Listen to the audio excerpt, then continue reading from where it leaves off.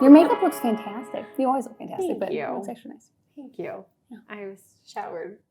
That's always my answer when people are like, "Oh, your hair looks good." I'm like, I actually just showered. Hi guys, welcome back to Under the Sun podcast. We are going to be talking today about Aileeah's new song, My Baby. When she sent it to me, I don't know, before it was official, I guess. You got like the raw voice memo of like I think I cussed in it because I played the wrong verse, didn't it? Like, wasn't it I not? don't remember that. Oh, Okay, no. maybe it was. It was. I feel like it was a long time ago. Yeah. But when I feel like she first sent it to me, I was, I didn't know. I guess maybe I didn't have the context at that point to like wrap my brain around what kind of lyrics it would be. And then I feel like playing it was like, oh my goodness, like this Did I is. not send you a warning? Didn't I send you a whole warning? Yeah, okay. But just the idea of like I had never heard anything like this. You know. Okay. Yeah, it's good, right? Absolutely. Okay. So good. So good. I feel like it's life-changing, and I feel like it will continue to morph even more into that. But I'd love for you to just kind of start talking about, I want to eat this. Well, I sent it to you and a handful of other people, women who have had miscarriages. And I sent all of you basically the same-ish long voice memo of like, don't listen to this if you're not ready. And I had a friend who was like, I'm not going to listen to it right now. I can't. And I was like, no problem. When you're ready, listen to it. Let me know if it's even kind of close to how you're feeling. But yeah, I guess go back to the beginning. Yeah, let's go back to the beginning because of the fact that you had shared some of it at a live show recently, and I never told you what Kate said in response to it, but I want you to just start with just the story as to why you felt it laid on your heart and just going into that. So back to the very beginning, I felt like God, like I'm terrible with timelines. Are you that way? Like Sometimes, yeah. Like sometimes on stage I say like, oh yeah, we've been performing for 4 years and it's been like 7 years. Like I have a terrible perception of time, but I'm guessing it was around 2.5 years ago where I felt like God pretty clearly, and I sometimes struggle to hear God's voice or just have discernment of like, is that my thought or is it God actually talking to me? But I knew it was God telling me like, write a song about miscarriage. And at that moment in time, I don't think I was super in alignment with God. And I was like, in my mind, I was like, no, I'm not going to write a song about something I don't know, not about something that I've never experienced, because something important to me as an artist is to write things I've either seen firsthand, which I hadn't at that time. I didn't know anybody. And I didn't know at that point that you had one either, and you had shared it later in our relationship. And I was like, no, I'm not going to write that because, I've never had one, and it's disingenuous to write a song about something like that. And then fast forward to like a year later, I felt like I was like, hey, write a song about miscarriage is going to be really important. And my terrible sassiness as a human, asked my husband, I'm just a sass ball. I was like, well, God, if you want me to write a song about it, I need you to put women in my life who have had that experience, and I can hear their emotions. I can talk to them about how they felt and all the things. And I was like, you're going to have to put women. I think you do have a gift of empathy. So I feel like having that connection would give you the words more so than you had at that point. Yeah. And so that all happened like in my mind as I was packing to go to Pennsylvania for a show.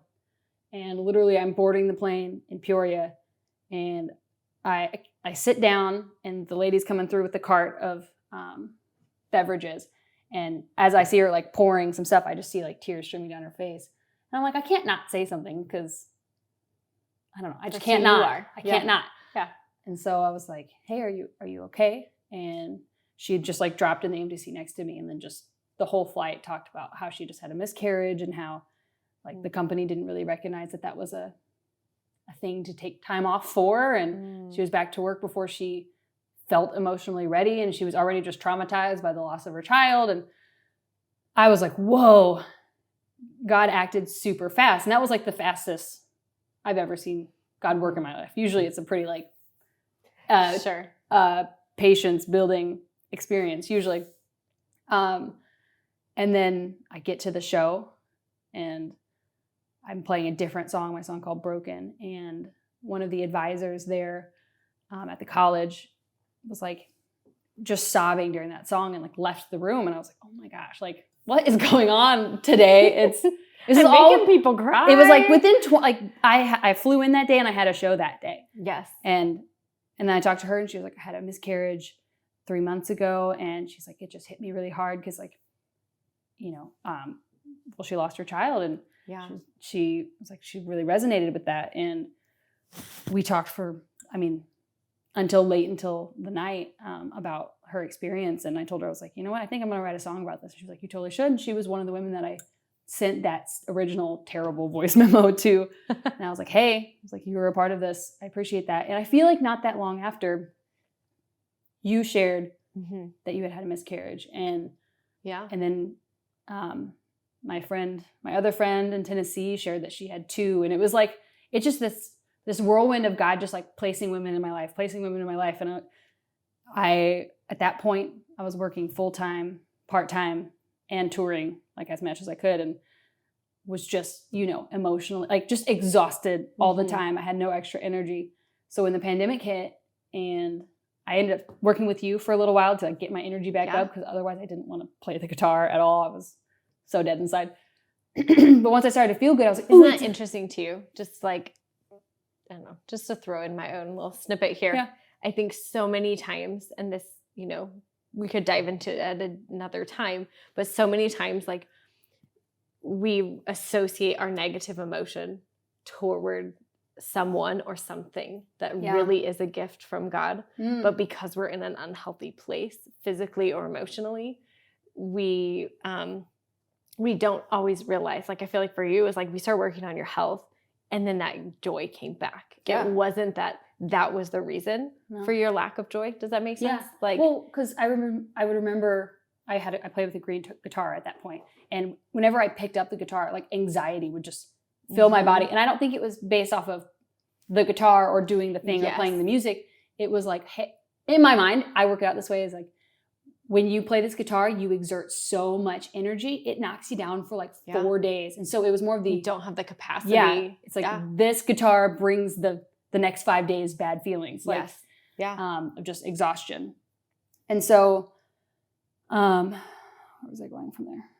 Oh, but then we started working together, and I started working on the song as I like started to feel better, and I hit like a roadblock of, I don't even know if it was a roadblock. I think it was more of a hint from God of like, hey, this has been a block in you and Dave's marriage of songwriting, because I figured it out later. I think I've told you this, that I didn't want to write with him. And it was always of butting heads. And we get along incredibly well. And we work together really well. We own a few businesses together. We get along really well. But with songwriting, I couldn't relinquish the power of like, I'm the songwriter. Like I'm the songwriter. And the reason I figured it out after the fact that he's good at everything. You know, Dave, he's good at everything. People. Everything he does, he's amazing, and he thrives, and he does it with excellence. And I think a part of me was like, if you start to songwrite and you're good at it, I have nothing that I'm good at then. Because like he can sing really, like he's amazing. He can play guitar. He's amazing.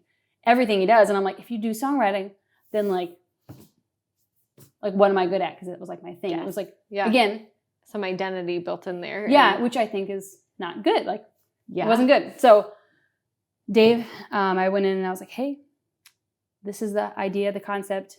And he was pretty reluctant at first. He was like, well, I don't know anything about that.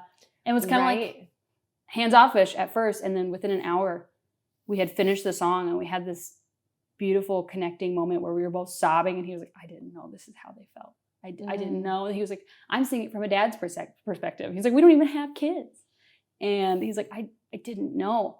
And so it all just trickled from there, where we both developed this passion and this phrase or this word around the song. Like, it's important. It's not our story. It's a song. I truly believe that it was a gift from God, that like I was just supposed to be the conduit of like just being obedient for once in my life. Cause I'm not super compliant about most things, but And I think that comes out in your song. Like, I think both you and Dave, as you speak about it and as you share your song. It makes me nervous. And I don't get nervous for anything. And I get shaky when I talk about it. Yeah. It's weird. It makes me sweat. I'm sweating. You shouldn't. But I do. I think that there's this like very authentic emotion that comes out, and I think it can be a very, very lonely world when you miscarry. Like, I remember one friend, she didn't mean anything. I really think her heart was in the right place, but she's like, but I mean, isn't that super common? And, that doesn't make you want to share it with people. Yeah.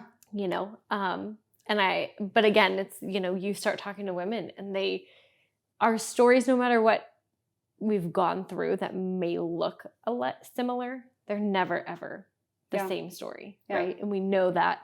But being in that moment of losing a child to something like miscarriage that feels so common and you don't feel like you can share it with people, and you're the only one grieving and nobody else is. And I think that, the words you have, I mean, I think that song is a bigger gift than to people because of the fact that you aren't coming from a place of pride and like, this is my story. Like, you didn't share for once, it sounds like it wasn't your story, and so you are sharing someone else's story. And I think that's incredibly humble that you stepped into that.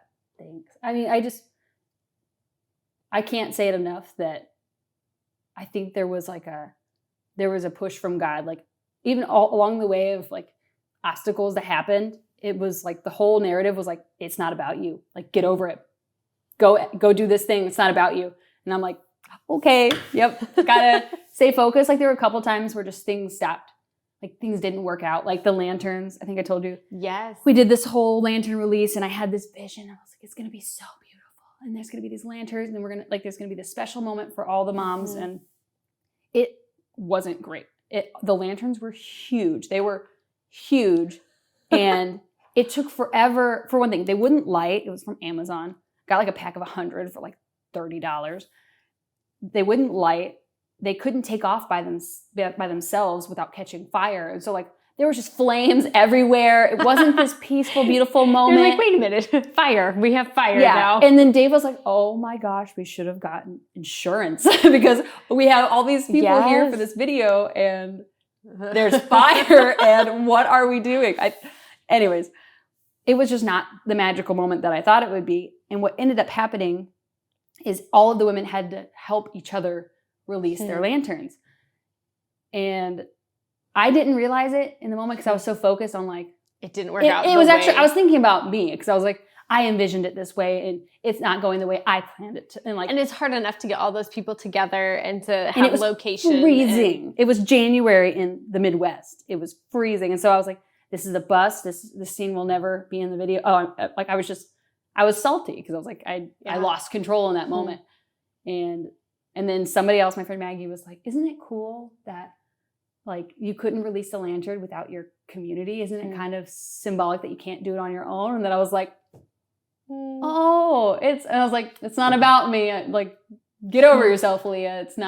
It's not your story to tell. And so like, I truly think it was like in God's hands in that moment. Like, he knew what he was doing. It was just all very divine. Yeah. That gives me goosebumps because I think that we are such a generation, for the first time in history, as far as I can tell, we are a generation of women who do life on our own. And like never before has this happened, right? And I think we may have talked about this previously, but like we were meant to do life together. And I think that the fact that that story wasn't yours, so to not have this group of women who have suffered through that, and then to watch them help each other, again, like we should do when someone has a miscarriage and when someone has a loss that we don't understand. We don't, and I think with health, with miscarriage, with other things, like there is a loss that we still process that is still a life we thought we would have and it's not there anymore, but what do you feel like the response has been? It's been amazing. Not one negative comment and men being like, my wife had a miscarriage and I had no idea. I had I mean, but like, it's also hard to articulate, I'm sure, how that grief feels like in the moment. But it's been really great. Like I kind of, again, it's all working in God's timing, which is something, again, I struggle with the control of it. I'm like, let's pay to promote it like crazy. But the people who have heard it, I think it's impacted their life. A lot of women who have said that they never even told their husband that they miscarried because they felt like they had failed. And they finally told him like with the song. I'm like, that's crazy. And sometimes like, yeah, and there were just certain things that happened. I'm not at liberty to say, it's not my story to tell, but like, I don't know what happened on June 16th, but like, and where that date came from.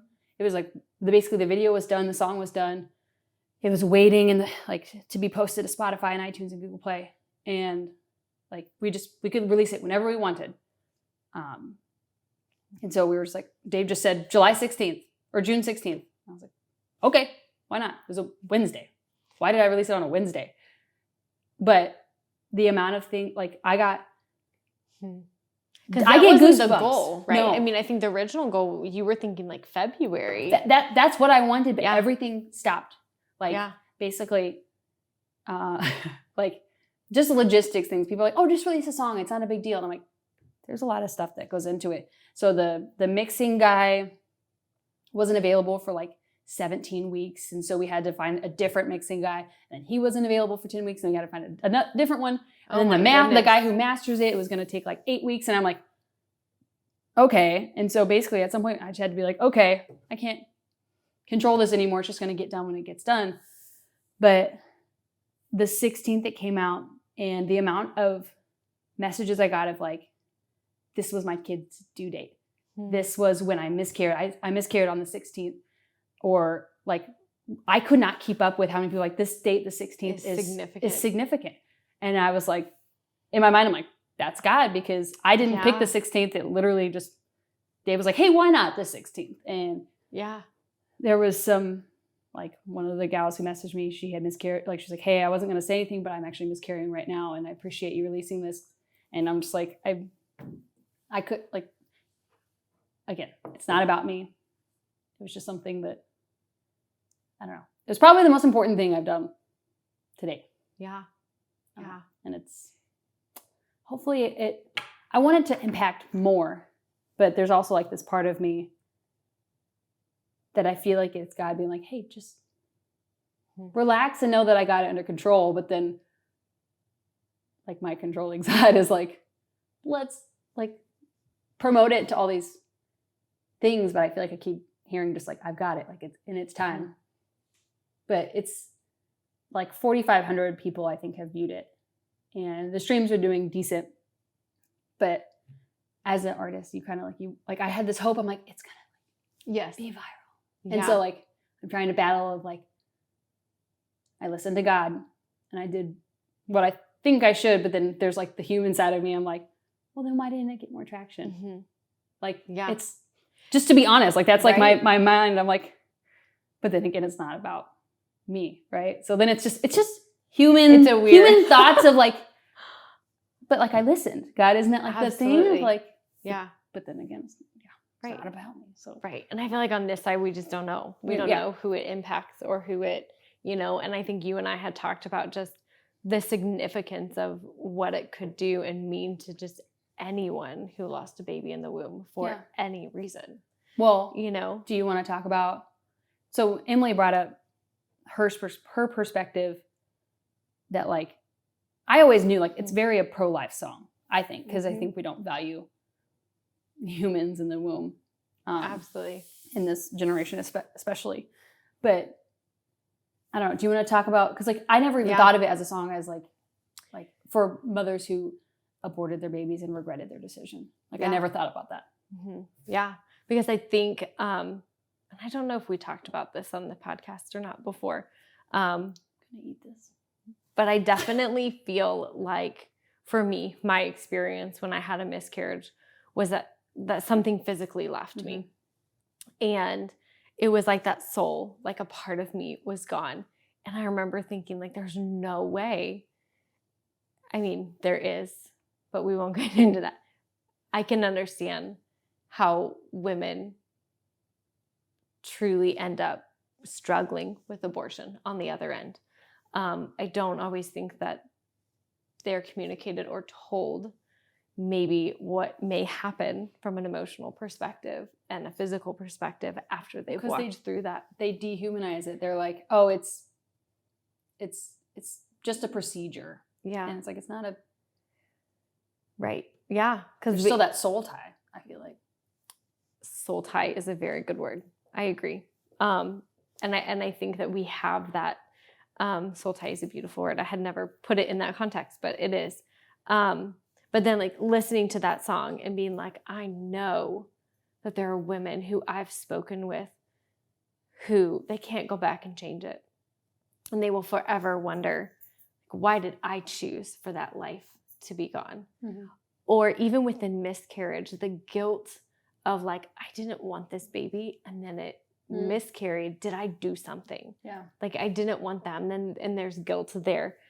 So regardless of it, I'm like, I believe this song also brings healing to every mom, and it brings a voice to every mom, whether it's miscarriage or abortion. Mm-hmm. That voice of like, your feelings are valid. Like I think sometimes in our world, we do one of two things. We either sit way too long in just anger, bitterness, hurt, frustration, just those negative emotions. We either sit there too long, or we just dismiss that they ever happened. And then instead of recognizing them and being okay with them and lamenting over them and then moving on. But I just don't think that we have things in place for a lot of us to go through that grieving process. And so this idea of this song is also like giving a voice to every mom who ever sits there on that due date and goes, I wonder what you'd be like. Like, I know I will be okay at some point, but there's always that part of you that will wonder. And I think, again, the people I know who've had miscarriages and specifically abortions, and they don't wish they had had that, and they will always wonder. And I think as a mom, everybody moves on, but you never fully do. Yeah. And I think it brings healing to that, to hear validation. I think I mentioned this in the last podcast maybe, but I had a friend tell me, she was like, my favorite part about it is that it's not comforting. And I thought like, oh crap, I failed because it's not comforting enough. She's like, no, I like it because she's like, most of the time people tell you like, oh, you'll have another one, or oh, it wasn't meant to be. It wasn't meant to be, or there was probably something wrong with it. And she's like, these are things she's told me that people have said to her. Yeah. And she's like, it's not comforting of like, oh, the sun will rise tomorrow. Mm-hmm. It'll be fine. It's hey, this is the tribute to the human life that you're going to be missing for years. Mm-hmm. She's like, I love that it's not, everything will be okay. It's just like, I think about you and I can't wait to meet you in heaven. Mm-hmm. But that's awesome. Yeah. I love it. It's a good song. If you have not watched it yet, you need to go watch it for sure. We'll probably be able to attach a link below so that you can go watch it.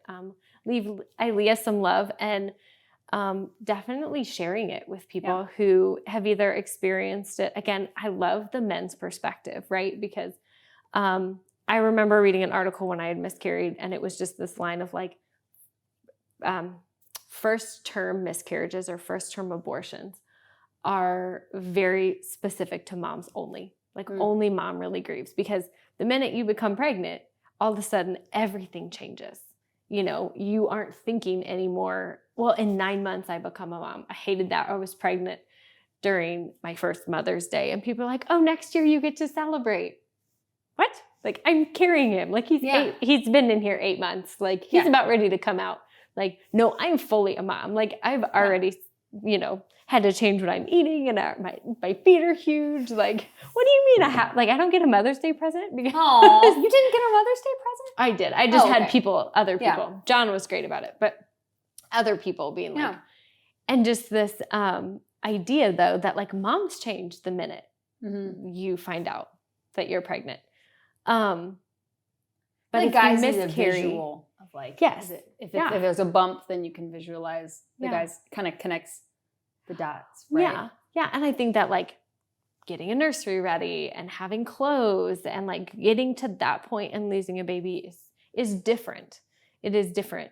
But I think that if we haven't got to that point yet, then only mom is really, from my experience, what I've seen and talked with women over is like, it is just harder for dads to enter into that because they don't know. And if you have kids while you go through that, or if in abortion situations, dad didn't want it anyway, potentially. So I think that like giving that perspective to dads is huge. So it's changed. David said this. He said it's changed, and someday maybe we'll talk to him about it because he gets choked up like at the drop of a hat when it comes to miscarriage. He's like I talk differently to women now who mention things like that. He's like I didn't used to know what to say. I'd be like, I'm so sorry. How was your weekend? Like, because you just, when you don't know what to say, things get uncomfortable, and when you don't have that that frame of reference, but. Like, he's seen every single message that's come through my Facebook page, my Instagram. And because I show them to him because like it was his project too. Right. Like and I love that God did that together with both of you, because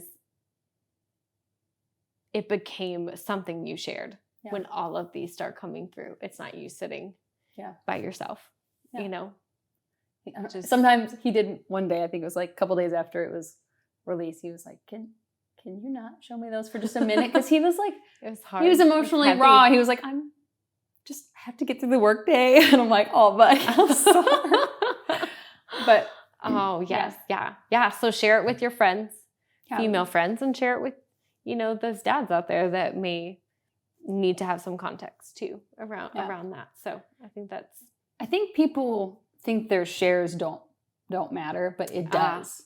It does. Sure. Because like even with this podcast, like, we're starting something new. And I think some people, when you see somebody, on social media doing something, you're like, oh, they have another project, which I'm sure is what people think about me. But it's because like, I feel like we have a perspective that like we're willing to talk about. And we're both pretty open about things. There's not a lot. So even if it's just sharing and you get one like on your Facebook page about it, that helps, whether it's this podcast or whether it's like songs that I release or, supplement advice that you release. Like it helps a lot, just engagement, because we're just two women trying to start a new business basically. And it helps us a lot. So. Really quick side note too, to go back to, so Aileeah shared just the story of just how she asked the Lord, like, if I'm going to do this, you need to put these people in my life. And my daughter, who's 9, has struggled more recently with just this like burning question of like, how do I hear God? And what do I hear? And so, Me too, homie. And just like her being like, Mom, I want to hear him. I want to feel him. Like, and so hearing Aileeah's story, she was like, is that how you hear God? And just to give her, and so I think this song is so much more, and I think it's God's song, and it's the testimony that goes beyond just ministering to mamas. I think that makes me it's going to be an eternal reward that you won't see on this earth. So if you feel this nudge from the Lord, my encouragement is to follow it, because you just don't know what it's going to turn into. Is there I feel like you have a really close relationship with God. Is there a way that you hear him more? So I would say for me, it is very visual. And I feel like even as a child, I would have visions and dreams. And I think that is more where I see him. But I have other people who don't have that experience, and they hear his voice in a, more of a stirring in their hearts of just like a, hey, this is, and sometimes I would hear that too. But I think that like scripture is always the first go-to, because he will always speak to us through scripture.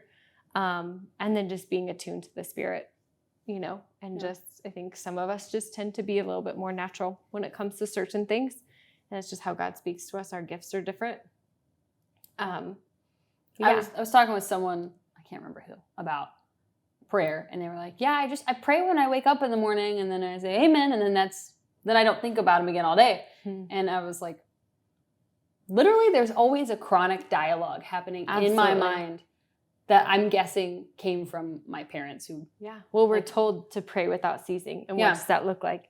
And if we're called into friendship and relationship with him, then like how many times do you talk to Dave throughout the day? Or Marco Polo. I don't know if any of you use Marco Polo, but I love Marco Polo. And Leah for years was like, you have to get this. And I was like, it's another app. I know. But I do. I love where it's just like, hey, I'm thinking about you. I'm just going to record myself real quick saying hi. Yeah. Because again, I think faces and voices mean something. So I had this like click moment at church on Sunday, and I don't know. It's so simple and it's dumb, but it's not dumb. It's my thought is like, okay, like they talk about like Jesus is your friend, God is your friend, and like he wants to be friends with you. He's always there with you. And I was kind of, I don't know how this is probably more jumbled than I'd like it to be, but I was like, well, how do you expect him to be a really good friend if you only reach out when you're panicking? Sure. And then like, you know, how we all have that friend who calls you and in a panic, and it's only about a negative thing. Someone, their coworker treated them like crap, or they're mad at their husband once again, or they're mad at their kids. Mm-hmm. And that's the only time they ever call you is when they're in a negative situation or they're just complaining. And I was like, am I the negative friend in my relationship with God? Mm-hmm. And I was like, I think I am. And then I'm like, well, what kind of friendship is that? Not that God will love me either way. Yeah. But to have like a true friendship, like a friendship like us. Yes. We talk to each other when we have good days. We talk to each other when we have bad days. Yeah. It's like, that's what God wants. And I've just found you said that women are more an island these days. And that's how I was probably pre-pandemic which I think we're going to have a podcast about this, about the positive things that come out of the pandemic. Favorite things. But like my thing was like, I used to think like, I'll just do it on my own. Like, I don't need anybody. Like, I'll just hang out with my husband. And I had Irene, like, but I didn't think I needed like girlfriends. Sure. And I don't know why or where that came from, but I've found so much more like community and like you are who you surround yourself with. And I found like a great little knit of community of friends that like I wish I would have had when I was a kid. Like I'd probably be a different person if I would have just like relinquished the power of I can do it by myself. I don't need friends. But I don't know, that's kind of it. Yes.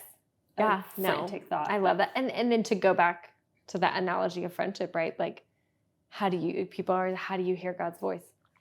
Well, I'm sure you know the friends who even your husband, like you can see a look on his face and you can hear a tone in his voice and you hear something before they speak because you know them. Yeah. And so I think you hear God by knowing him and having more than just a 911 SOS relationship. Yeah. I don't know why. That just simple of like, hey, don't be the friend who only calls about negative things was like a click for me. It's so simple and love it. dumb. I was like, oh, yeah. Yes. Yeah. But anyway, we should wrap this up. Yes. Thank you guys so much for watching. And again, go check out her video. Please and thank you. Share this, just kind of some behind the scenes so that people, have some context even around the song and the power of the song and where it came from. Mm-hmm. Yeah. Yep. So we will see you again next Wednesday. Please, we're just starting this project, so it helps us out, me, Aileeah, her, Emily. We're real human beings. If you like this video, hit like or leave a comment and say, I hear ya, we stayed till the end, love ya, share with a friend. But we'll see you next week on Under the Sun podcast. Thanks, guys. Bye-bye. I feel like we should be like robots. Like we're real people. Nope, just kidding. We are not. Well, it's hard. People get so...